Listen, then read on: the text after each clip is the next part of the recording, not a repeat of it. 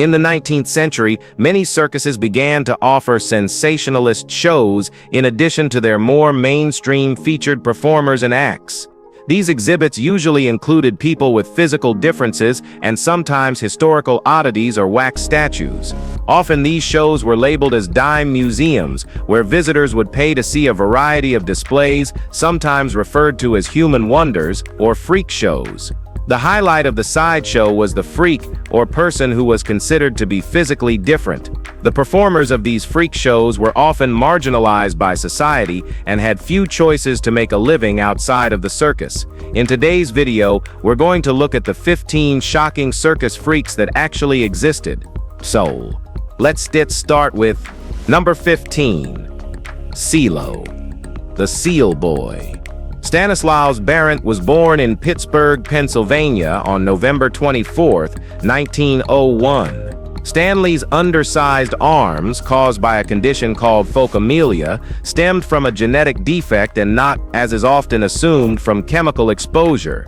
Phocomelia became more commonly linked to thalidomide, which caused severe deformities in over 10,000 children during the 1950s and 60s. According to many accounts, Stanley was discovered selling newspapers before gaining fame in nearly every major American sideshow and dime museum. Performing under the name Sealo, which is a nod to seal arms, the literal translation of phocomelia, his act involved completing ordinary tasks using adaptive tools and sheer ingenuity. His charm made him unforgettable. While touring with Ward Hall, Sealo formed an unlikely bond with a chimpanzee who would fiercely defend him against hecklers. Due to physical comfort or orthopedic reasons, Sealo often stayed in hotels rather than on circus grounds, a choice no one challenged thanks to his reputation. In 1972, Sealo helped overturn a Florida law banning handicapped performers. He retired in 1976 and died in 1980 after a good 30-year career. Number 14. The Man with Two Faces. Sam Alexander, known as the Man with Two Faces, was not born with any facial deformity. In his 20s, while pursuing a career in theater, an accident changed his life forever. Though stories vary, most agree he lit a match near gasoline and suffered horrific burns to the lower half of his face. Despite undergoing multiple surgeries, doctors couldn't restore his appearance, and estimated full reconstruction could take up to 15 years. Alexander withdrew from society, struggling with the emotional toll of his appearance. Eventually, a young surgeon designed a highly realistic facial mask, allowing him to re-enter public life. Sam turned his misfortune into performance art. He joined major circus outfits, including Ringling Bros, Barnum and Bailey, and the Clyde Beatty Circus. His act involved sharing his story, then removing the mask for the finale. Later, he founded his own sideshow company. After additional procedures, he retired, still wearing the mask. He died of natural causes in 1997 and was deeply loved by his friends. Number 13. Ching Ling Fu and Chung Ling Soo. William Ellsworth Robinson, known as Chung Ling Soo, was a famous magician, but before him came the original Ching Ling Fu. Ironically, at a time when Chinese immigrants were being deported or exploited for cheap labor, Chinese magician became a desirable identity among non-Chinese performers. The real Ching Ling Fu, born Chi Ling Kwa, stunned crowds at Omaha's 1898 Trans-Mississippi exhibition. His illusions included conjuring massive tubs of liquid water, milk, and ducks in a barrel from beneath cloths. He also blew smoke that morphed into streamers, or a 9-foot pole, and debuted torn and restored paper. Soon, imitators flooded vaudeville with knockoff names, Tung Pin Su, Rush Ling Toy, etc. But the boldest copycat was Robinson, who became Chung Ling Soo and ultimately outshunned Ching. Soo never broke character, speaking mock Chinese and doing interviews through an interpreter. When Ching challenged him, Soo replicated his acts flawlessly. In 1918, during a bullet catch trick in London, Soo's stage gun misfired, killing him instantly, a grim finale for a counterfeit legend. Number 12. Captain Constantentus.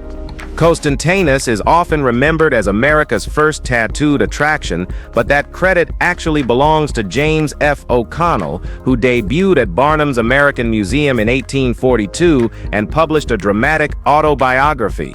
While not the first, Constantentus was the most extensively tattooed man of the 19th century, possibly the world.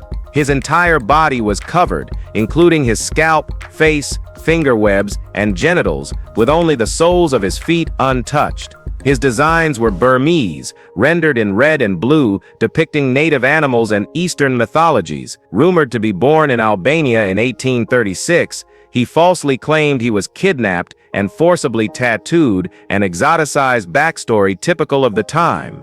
Despite the lies, the artistry was real. So good were his tattoos that the University of Vienna studied him. He performed for P.T. Barnum and the great Farini, commanding $1,000 a week and selling fabricated memoirs. At his death, he was wealthy and allegedly left his fortune split between the Greek Church of London and fellow performers. Number 11. Clementine Delait. Clementine Delait remains France's most iconic bearded lady. Born and raised in Lorraine near the German-Swiss border, Delait was noticeably hirsute from adolescence, though she initially tried to conceal it. In 1885, at age 20, she married a local baker and together they opened a cafe. When a carnival came through town in 1900, Clementine saw the featured bearded lady and confidently claimed she could grow a better beard, and she did. The couple capitalized on her new fame, renaming their establishment Le Café de la Femme à Barbe, the Cafe of the Bearded Woman. They also sold postcards featuring Clementine behind the counter. As interest in her image spread, she began touring, appearing in museums, cabarets, and circuses throughout Europe. She famously declined a U.S. tour. In 1934, she published her memoirs.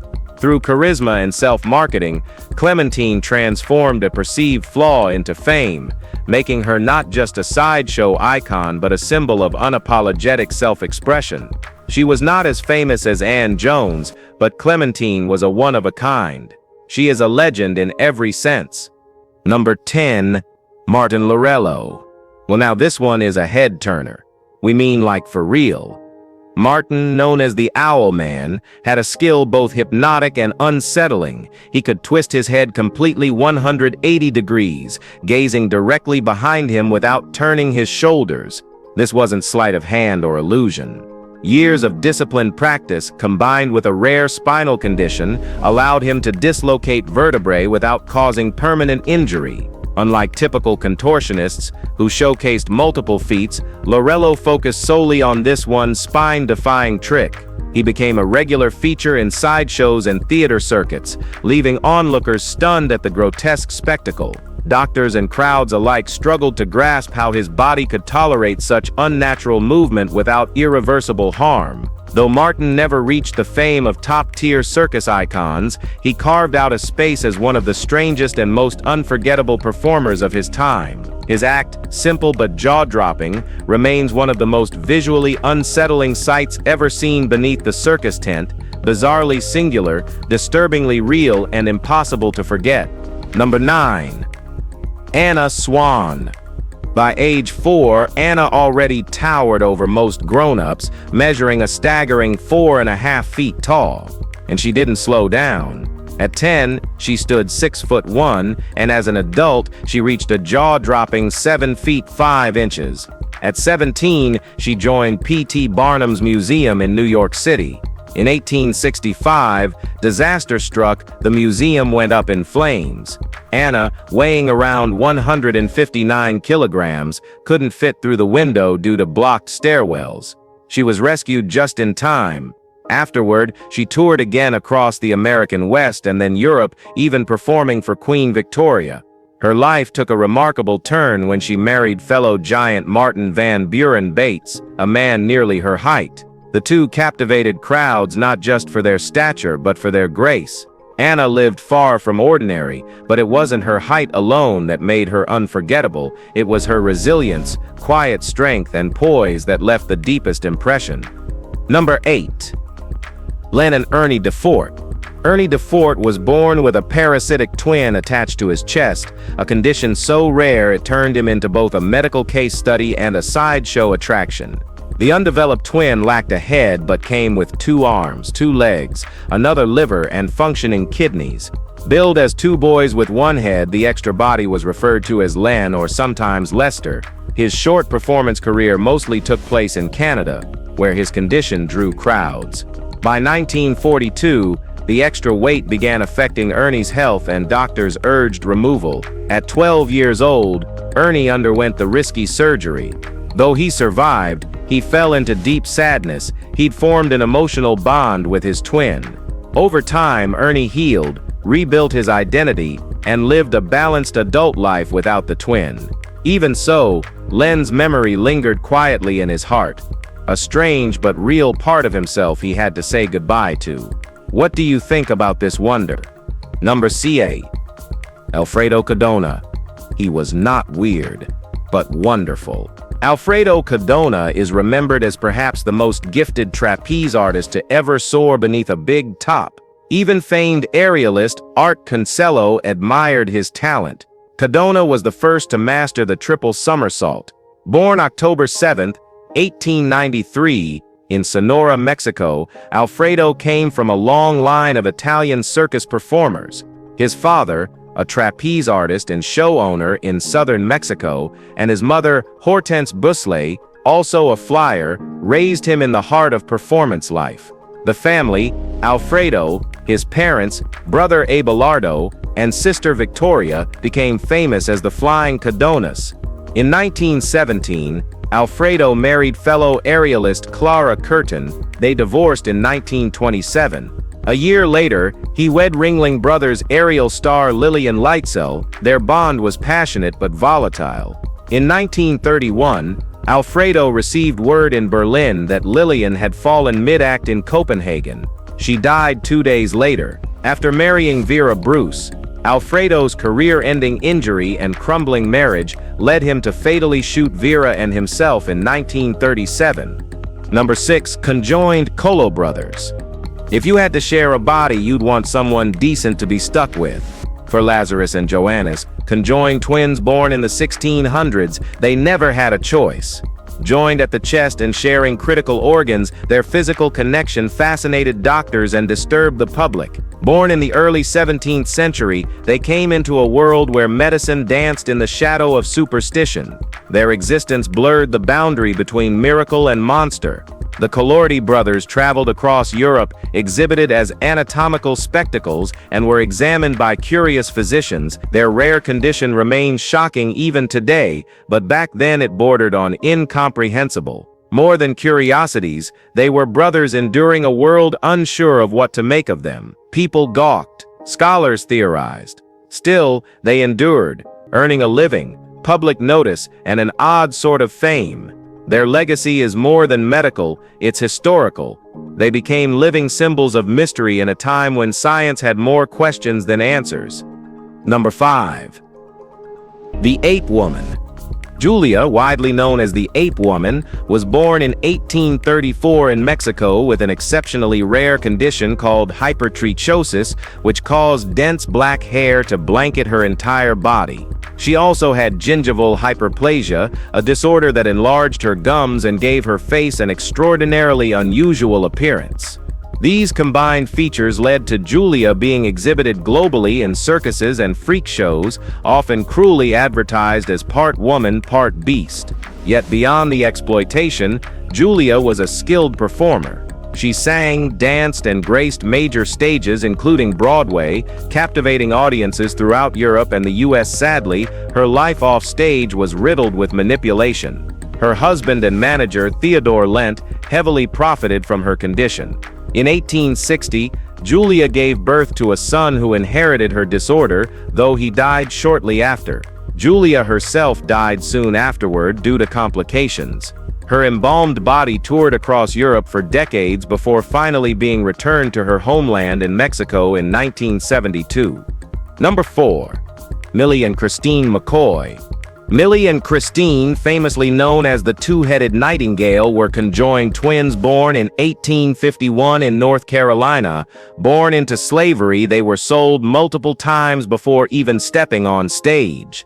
But as time passed, they were taught to sing, dance, and play instruments in perfect sync, dazzling crowds with piano duets and vocals. Touring internationally, they performed for royalty and U.S. presidents before eventually joining P.T. Barnum's renowned Circus. Their artistry and elegance broke boundaries and won them admiration across continents. In 1909, tragedy struck. A fire consumed their 10-room Victorian home and priceless travel mementos. Still, the McCoy twins carried on. After retiring from the stage in the early 1900s, they lived privately until Millie's passing from tuberculosis in 1912. Christine, unable to cope, died the very next day. They were buried together in a specially built double coffin, resting side by side, joined not just by body, but by music, history, and unwavering sisterly love.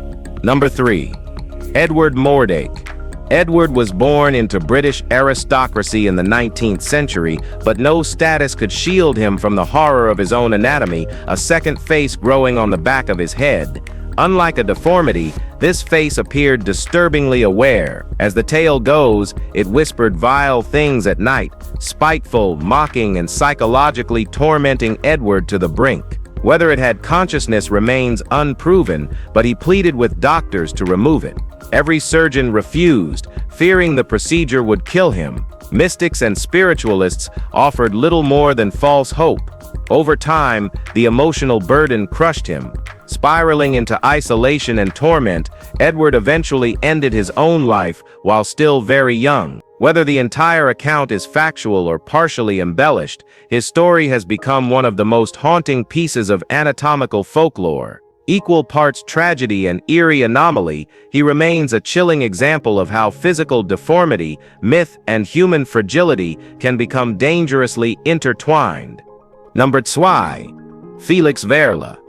You know the saying, "I'm rubber, you're glue"? Felix Wehrle might have been the real thing. Born in Mount Ida in the early 1900s, Felix discovered early on that he was different. His skin stretched like elastic, and he could twist his fingers in ways that made people flinch. But Felix didn't shy away. Instead, he leaned in. Starting at small dime museums, he eventually made his way into the biggest circus circuits, including Ringling Brothers and Barnum. His playful rivalry with another rubber man, James Morris, kept fans on their toes. Though never officially diagnosed, many experts believe Felix had Ehlers-Danlos syndrome, a rare disorder known for hyper-flexible joints and stretchy skin. Medical oddity or not, Felix had stage presence. With his bizarre flexibility and comedic timing, he didn't just shock spectators, he delighted them. He became a walking spectacle, someone who turned a rare condition into unforgettable entertainment, all wrapped in charm and rubbery charisma. Alright, now, let's end this with number 1. Mirin Dajo.